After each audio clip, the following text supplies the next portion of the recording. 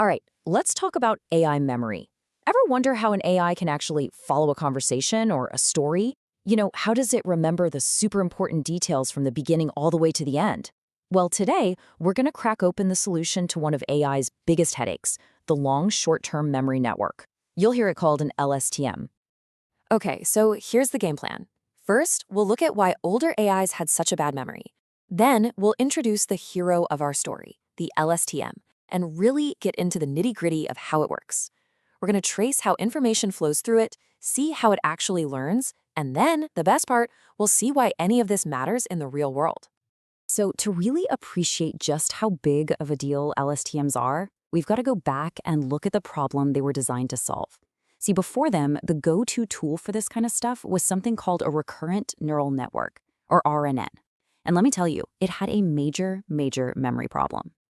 Okay, just picture this. You're reading an amazing book, you're totally hooked, but when you get to that final epic chapter, you have absolutely no idea who the main character is. Sounds crazy, right? Well, that's pretty much what was happening with these early RNNs. If you can't remember the beginning, you've got no hope of understanding the full context. The technical name for this is the vanishing gradient problem. But really, you can just think of it like that game of telephone, where a message gets whispered down a long line of people. By the time it gets to the last person, it's just gibberish. It's totally useless. And that's exactly what happened with RNNs. The signal, the memory, just faded away. It meant they couldn't learn from anything that happened too far back in time. So the big question was, how do you fix this? How do you give an AI a memory that doesn't just fade away? Well, some really smart researchers came up with this incredibly elegant solution, a special kind of RNN called the long short-term memory network. And honestly, the name just says it all. It's a system with a short-term memory that can actually stick around for a really long time. Its whole design, its entire structure, is built to protect that learning signal, that memory, from just vanishing into thin air. For the first time, this allowed a network to connect things that happened way at the beginning of a sequence to things that happen at the end. Okay, so how on earth does it actually do this? What's the secret sauce? Well, to figure that out, we need to pop the hood and look at the core component, the LSTM cell itself. Right at the heart of an LSTM, you've got this thing called the cell state. The best way to think about it is like a conveyor belt, just running straight through the entire network. This is the memory highway. Information can just hop on this belt and cruise along for as long as it needs to. But who's in charge? Who decides what gets on the belt, what gets kicked off, and what gets to stay? Well, that's the job of three very smart little controllers we call gates. And these three gates are the real magic. First up, you have the forget gate. Think of this one as the minimalist, the declutterer. It looks at old memories and decides what's just not relevant anymore and needs to be tossed out. Next is the input gate.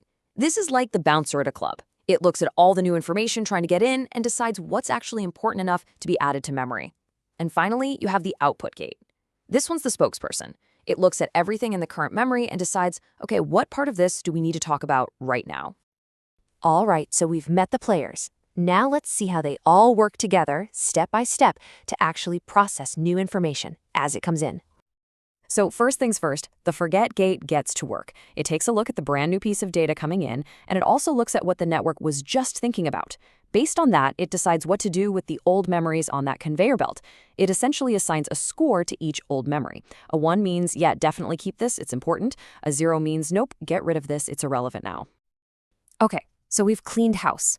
Now the LSTM has to figure out what new stuff to remember, and this happens in two parts. First, the network kind of brainstorms and creates a list of candidate memories, basically all the things it could add. But then the input gate steps in and acts like a filter.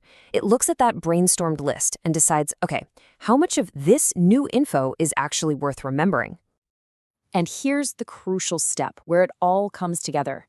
You take the old memory and you multiply it by the forget gate's decision. Poof, the useless stuff is gone. Then you take the new candidate memory and multiply it by the input gate's decision.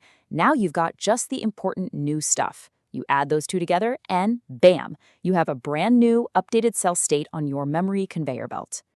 This little table here really breaks down the logic perfectly. Check out that top row. If the forget gate says forget, so it's a 0, and the input gate says ignore, also a 0, the memory just gets totally wiped clean. It's a full reset. But now, look at the bottom row. If the forget gate says keep, which is a 1, and the input gate says update, also a 1, then you add the new memory right on top of the old. It's this simple but brilliant combination that gives the LSTM such fine-grained control over what it remembers. All right, the final piece of the puzzle, deciding what to actually say or do right now. The memory on that conveyor belt might have tons of useful context, but you don't need all of it for every single decision. That's where the output gate comes in.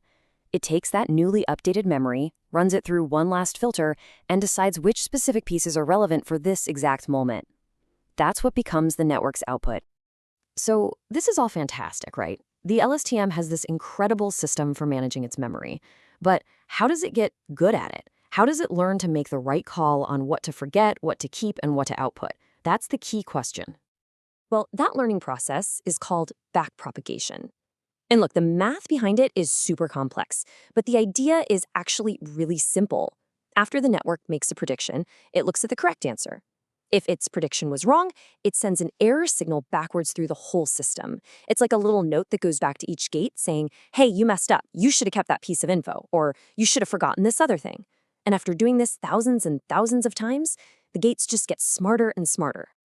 And this quote right here brings us full circle. It points out that with those old school vanilla RNNs, that error signal, that gradient, would just vanish. It would fade away before it could reach the parts of the network that needed to learn. But with an LSTM, that memory conveyor belt we talked about, it acts like an express highway for the error signal, letting it flow all the way back uninterrupted. This means the LSTM can learn from mistakes related to things that happened way, way back at the start. Okay, we've been deep in the weeds with the mechanics. Let's pull back and look at the big picture. So what? Why does any of this matter? Why is having this kind of long-term controllable memory such a game changer? Well, it matters because this breakthrough isn't just some abstract theory in a research paper. It is quite literally inside the technology you use every single day. We're talking about speech recognition, when you talk to your phone, machine translation apps that feel like magic, even the sophisticated AI that makes characters in video games feel alive. There's a very good chance an LSTM, or something inspired by it, is powering all of that. So if there's one thing to take away from all this, it's this. LSTMs weren't just a tiny improvement. They were a fundamental shift. By finally solving this nagging memory problem, they gave AI the ability to grasp context over long periods. This was the key, the big unlock, that allowed machines to start making sense of the messy, sequential world of human language, of audio, of all sorts of data that unfolds over time. And that kind of leaves us with a really fascinating question to think about, doesn't it?